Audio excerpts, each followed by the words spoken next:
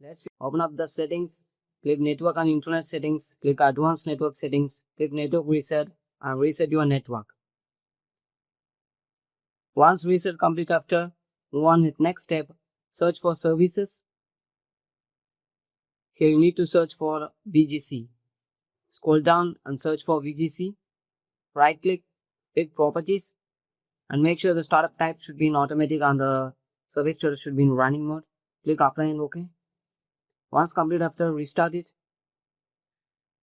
Wait for 5 to 10 seconds. Restore complete after, move on with next step. Open up the Riot client, click profile icon, click settings.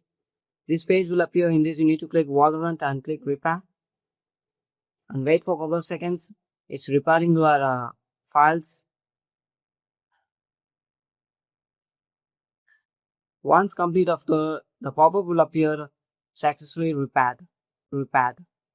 After that, you need to click OK. This pop-up will appear and move on with next step.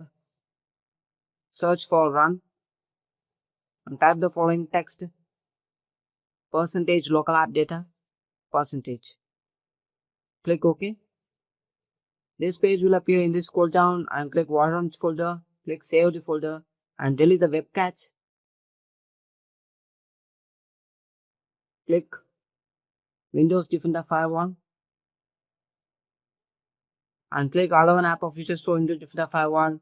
Click change settings, scroll down and check for Riot client and Valorant. Make sure the Riot client and Valorant are enabled both private and public mode. It should be enabled both private and public. If it's not available, it's no problem. You can click allow another app, click browse and you can add it. It's the easiest way to add Riot games, Riot client and add the application. Same like you need to add the Valorant also. I already have, so I skip it. Click OK.